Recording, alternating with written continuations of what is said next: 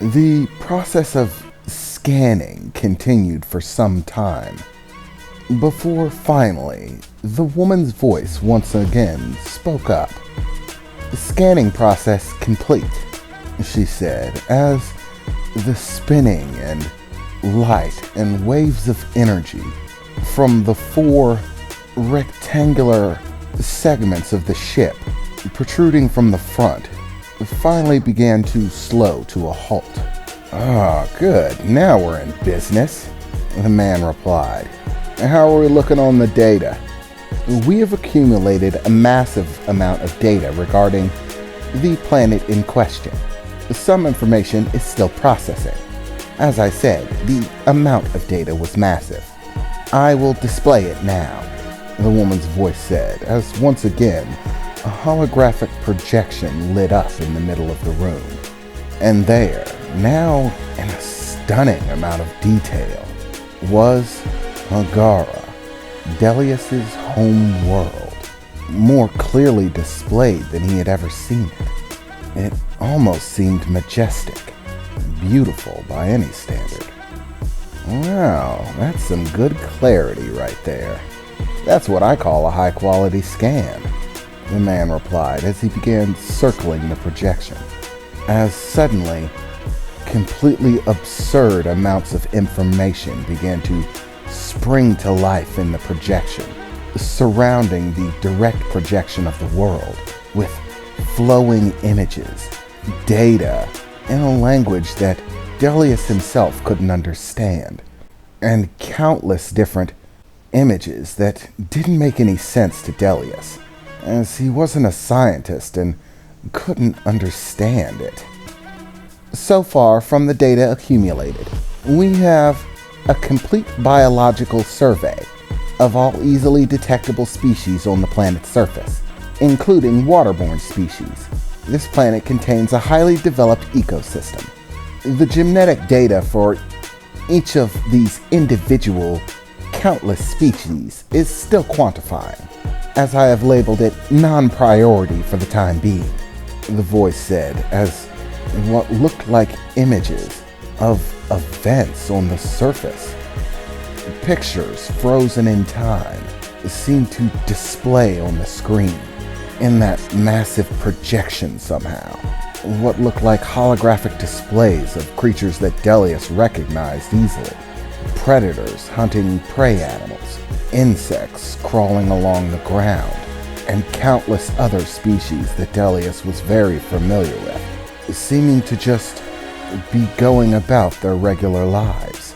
As far as the ecological scan is concerned, the environment seems to be stable, at least for the species that exist on it. According to pressure scale measurements and environmental survey, nothing that's not from this planet could ever survive on it. According to gravitational measurements, this planet's gravitational field is equivalent to more than 1,000 times that of our own sun. The temperatures on the surface range from negative 350 degrees at night to well over solar surface temperatures during the hottest time of the day. Extreme conditions is an understatement. However, the beings of this planet seem to have adapted to be made for it. A creature the size of an ant on this planet could probably throw a forklift truck. "Yeah, I wouldn't doubt it," the man circling the holographic display said, looking at all of the information unfolding in front of him, as Delius didn't know what to make of it. I mean, seriously, look at the DNA signatures for some of these creatures. It's so dense it's absurd. It's more than 5 times as complex as anything on any planet we've come across, showing proteins and DNA sequences that don't exist anywhere. All the living creatures on this planet seem to have extraordinary elements that don't vibe or really exist anywhere else. And then there's this strange radiation. I think it's the key to all of it. Somehow that radiation is making this overly dense DNA possible. Normally, there's a limitation to it. DNA can only be so dense before it starts to become unstable. But here, this radiation seems to have a stabilizing effect on genetic structures, making genetic structures that shouldn't be possible maintain their stability. In fact, I think it's somewhere in the genetic structures here to actually produce the radiation through some sort of biological process that has to do with cellular interactions and countless other facets that are extraordinarily complex. Hey, this is not the information I asked for, Delia said, stepping forward for a moment. The problem we're trying to resolve is with the planet itself. Oh yeah, sorry, I just got caught up in all this data. You know, earth-shaking changes to our understanding of existence and all that. But I'll hop right on the planet thing. I know, we do have a deal, the man replied. Side-skirt all of this stuff. Okay, Titan? Right away. Let's strip all of the biological life off the projection. All right, done, the female's voice said, as the projection seemed to eliminate large amounts of things on the surface. Okay, so now strip away all non-native, non-biological, and physical structure. I want nothing but the creature left, the man said, as somewhat strange things began to happen with the projection. What looked like a large amount of outer surface began to fade away, be pulled away in chunks from the projection, until Delius could see beyond the surface layer.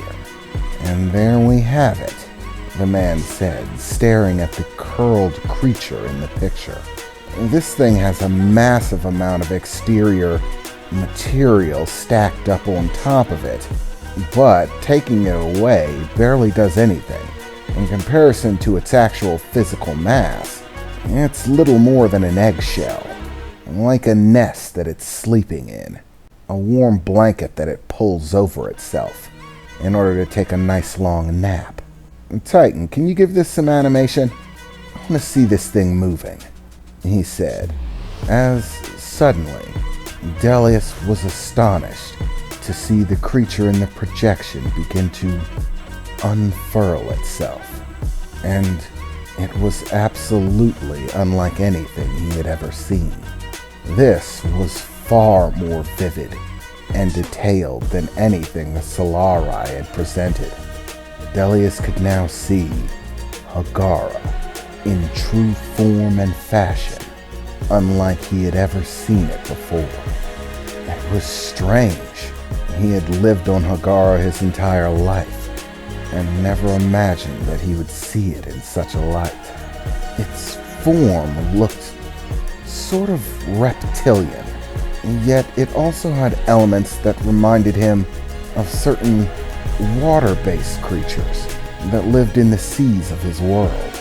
Fins and things of that sort, accompanied with 4 legs with very large feet and claws attached to them.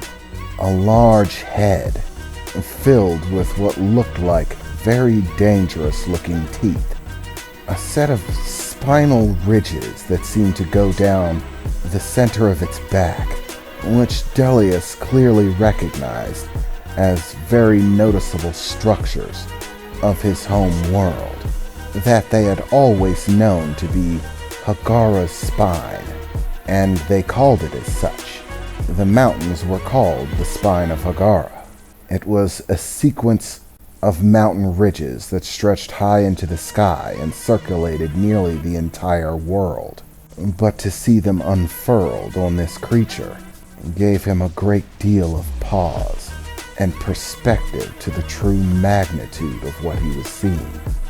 It's incredible, Delius said as he looked at the projection. Truly, Hagara is a magnificent creature.